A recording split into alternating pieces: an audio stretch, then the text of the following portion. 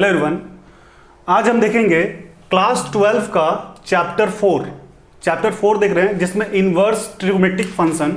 और ये हमारा जो लेक्चर होगा आर.एस. अग्रवाल का सॉल्यूशन होगा। इस लेक्चर में हम चैप्टर 4 का क्वेश्चन नंबर 2 का 5 से कंटिन्यू करेंगे। और प्रीवियस लेक्चर में हमने इसका प्रीवियस क्वेश्चन सारे क्वेश्चंस किए हुए हैं, जिसका अरेंज फॉर्मेट में उसका जो वीडियो है हमारे प्लेलिस्ट में या फिर उसका जो लिंक है डिस्क्रिप्शन बॉक्स में अवेलेबल है। आप उस वीडियो को वहां से जाके देख सकते हैं और आप प्रीवियस क्वेश्चंस को एक बार खुद से करें, उसके बाद इस वीडियो को प्ले करें। और यदि आपको कोई तकलीफ होती है तो वीडियो को बार बार देखें ताकि आपका जो भी प्रॉब्लम है वो दूर हो पाए। और उसके बाद भी किसी प्रकार की आपको तकलीफ होती है तो हमें कमेंट करके कमेंट बॉक्स में जरूर बताएं। तो इस वीडियो में हम देखेंगे आपका चैप्टर 4 का क्वेश्चन नंबर 5 से कंटिन्यू करेंगे। स्टार्ट करते हैं इस वीडियो को।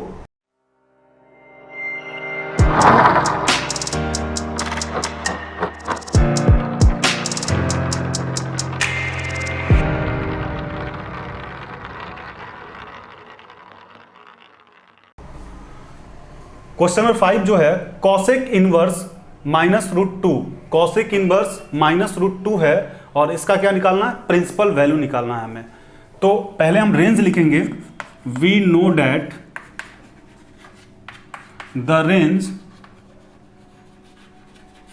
ऑफ द प्रिंसिपल वैल्यू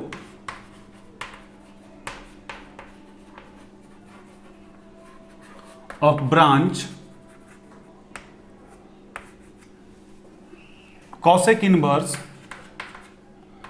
और कॉसेक इनवर्स का जो रेंज होता है वो हमारा कितना होता है, -π/2 से लेकर के π/2 तक, और ये हो जाएगा हमारा 0 यानी कॉसेक इनवर्स का जो हमारा रेंज होता है -π/2 से लेकर के π/2 तक -0। अब हम करेंगे क्या, पहले इसको लेट कर लेते हैं। Let cosec inverse -√2 = x, cosec inverse -√2 = x। अब इस कॉसेक इनवर्स को इस तरफ भेज देते हैं, यानी यहां पे क्या हो जाएगा, -√2 = कॉसेक x, कॉसेक x। अब यहां पे -√2 है, या पहले इसको हम यहां पे पहले कर लेते हैं, इसको बाद में, तभी हमारा क्या हो जाएगा, कॉसेक x = -√2।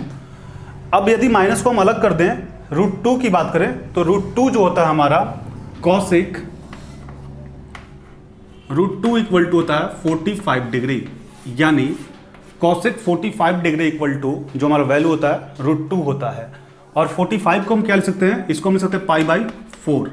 आप चेक भी कर सकते हैं, 180/45 आप जब करेंगे तो ये हो जाएगा 4, यानी कॉसेक 45 का जो वैल्यू होता है √2 होता है, और 45 की जगह पे हम क्या ले सकते हैं, π/4। तब यहां पे हम क्या करेंगे, कॉसेक x = हो जाएगा कॉसेक और √2 की जगह क्या, π/4, और माइनस है तो माइनस लगा लेंगे, यानी π/4। आप बार बार इस क्वेश्चन में माइनस छोड़ देते हैं, इसलिए माइनस पे ध्यान देंगे। माइनस यहाँ पे है तो माइनस होगा, √2 की जगह पे क्या हो जाएगा, π/4। अब यहाँ पे जो कॉसेक है और कॉसेक है ये तो हमारा कैंसिल हो जाएगा, यानी x = क्या हो जाएगा, -π/4। x = जो है हमारा π/4। अब यहाँ पे लिखेंगे the principal value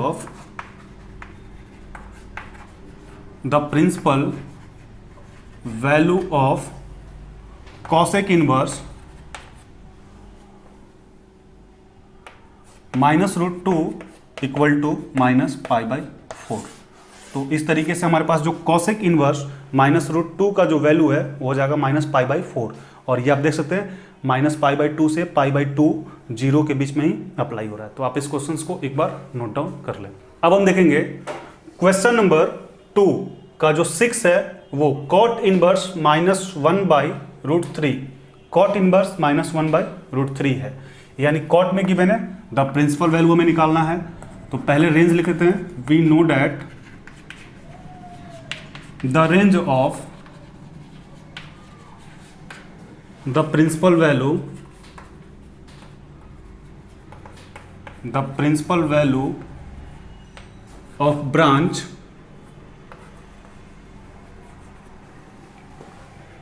cot inverse और कॉट इनवर्स का रेंज कितना होता है? तो कॉट इनवर्स का जो हमारा रेंज होता है वो हमारा होता है 0 से लेकर के पाई के बीच में, स्मॉल ब्रैकेट। याद रखेंगे कॉट इनवर्स का जो रेंज होता है 0 से लेकर के पाई के बीच में होता है स्मॉल ब्रैकेट में।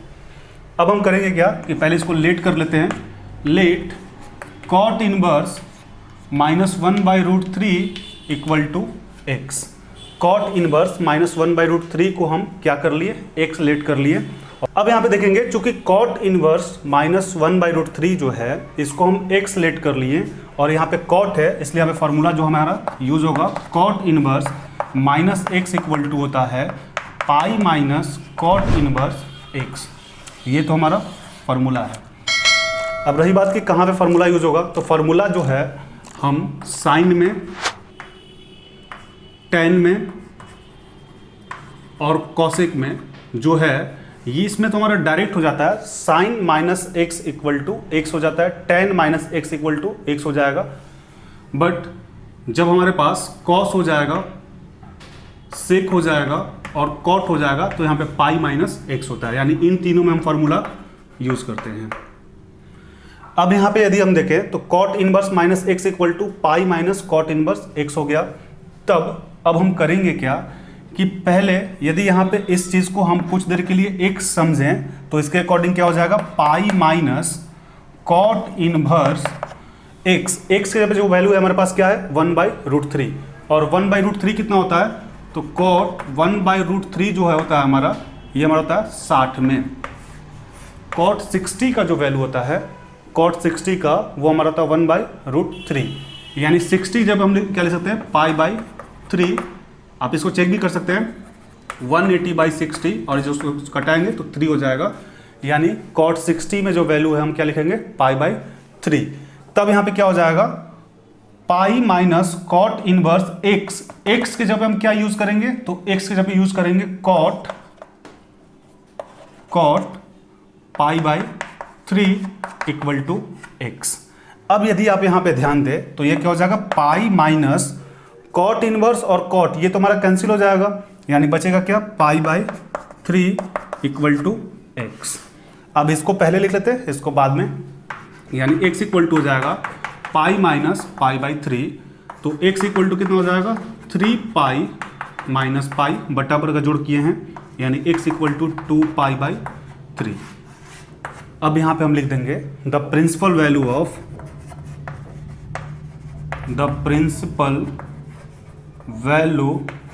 Of cot inverse -1/√3 equal to 2 पाई/3। यही हमारा इसका रेंज होगा, हमारा प्रिंसिपल वैल्यू होगा। एक बार फिर से इस क्वेश्चन को हम रिपीट कर देते हैं।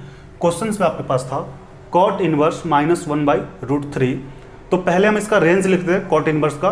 We know that the range of the principal value of branch cot inverse का जो रेंज होता है 0 से लेकर के पाई के बीच में, पाई के बीच में होता है, ये आपको याद रहना चाहिए, हमने इसका इंट्रोडक्शन पार्ट में भी करवाया हुआ है। अब कॉट इनवर्स -1/√3 को हम x लेट कर लेते हैं। तो x लेट करने के बाद अब यहाँ पे आप देख सकते हैं जब कॉस रहेगा, सेक रहेगा, कॉट रहेगा तो इसका फॉर्मूला हमारा पाई माइनस में होता है, और जब साइन, टेन और कॉसेक रहेगा तो direct sine -x equal to x हो जाता है। तब यहाँ पे इस फॉर्मूले के अकॉर्डिंग पाई का पाई हो गया, कॉट इनवर्स का कॉट इनवर्स हो गया, और 1/√3 जो है 1/√3 जो होता है हमारा कॉट 60 में होता है 1/√3, और 60 को हम कहते हैं पाई/3। तब यहाँ पे x के जब हम क्या लिखे कॉट पाई/3। अब पाई का पाई हो गया, कॉट इनवर्स और कॉट जो है हमारा कैंसिल हो गया, बच गया क्या पाई/3 इक्वल टू x। अब x को हम पहले लिख लिए, इसको बाद में बटा पर जब जोड़ किए तो x इक्वल टू 2 पाई/3। तो हमारे पास जो प्रिंसिपल वैल्यू है वो आ गया 2 पाई/3, जो कि 0 और पाई के बीच में है। आप इसको एक बार नोट डाउन कर लें।